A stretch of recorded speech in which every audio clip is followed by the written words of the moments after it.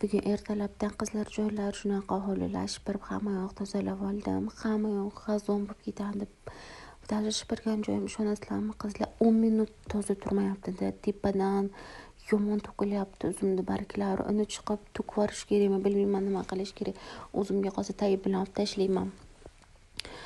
Shu barglar tugamadi, men qutulmadim. Hamma yoqni supurib, tozalab qo'yganimdan keyin bir qator zinalarni ham artib bir pasda zinalar chang bo'lib ketyapti hamma joy. Ko'ringlar, men qanaqa aqlli kelaman, yaltillatib, qiltillatib artib qo'yapman. Menga malades deb like va podpiska bosib qo'yishni unutmanglar qizlar. Keyin o'g'lim Muhammad Solih uyqudan turgandan keyin o'ynab o'tirdim. O'g'limni ko'ryapsizlarmi, qanaqa lapaq. Bitta jirafa o'yinchoqchasini ham ola olmaydi. Uni ham men o'zim olib berdim keyin. Endi mana hadunkada sal yurib qoldi. O'g'lim 1 yosh. Lekin hali endi hadunkada yuribdi. Boshqa bolachalar 6 oylik, 7 oylikda yuradi. Dumbog'roq bo'lgani uchun sal kechroq yuryapti. Keyin xo'jayinim ishdan kelganlaridan keyin korzinkaga kirdik. Birinchi ochirib bilasizlar, doim o'g'limga pampers, kasha olamiz. Muhammad Solih faqat kasha ichadi, ovqatlar ham yeydi.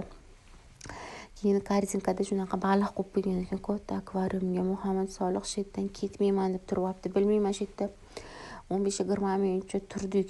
Ketib yana qaytib keldik. O'g'lim shular ko'raman deb mo'ltillab qarab shekka boraylik deyordi-da. Keyin bu yerda korzinkada ishonchda narsalar skitkada bo'pti.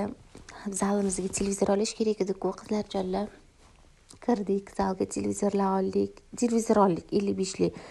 Spalniga olib kirib ketdik-da zalimiznikini. Qaysini olamiz deb rosa o'ylanib yurdilar. Oxiri Muhammad Solih yig'ladi. Men Muhammad Solihni oldim dadasidan.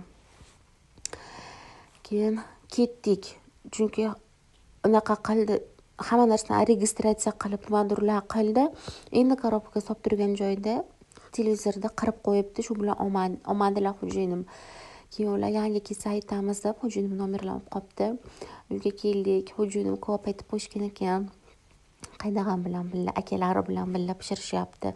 Hamma voy uzumni pastida pishiryapsizlar, uzum rasvo bo'ladi deydi.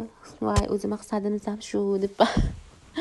Yomon bo'lib ketsa o'zi tuzli meva bermay qo'ygan. Endi iloj tortib puflatamiz desa o'g'limga shunaqa qilib chekkalarini ushlab hijimlab tashladi Muhammad Solih. Keyin bu bizi bilan opoqisi qaynatam ustidan qandlar sochishdi.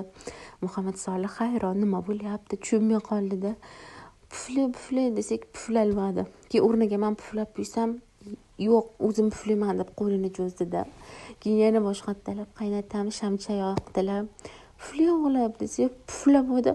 Bilmayman, kimdir bu yerdan yana puflab qo'ydi. Yana boshqatdan yoqil, bilmayman, bu sham bechara 4 martadan 5 marta yoqildi. Baribir o'g'lim puflalmadi shamni. O'rniga yana men puflab qo'ydim. Muhammad Solih birga kirdi qizlar jonlar.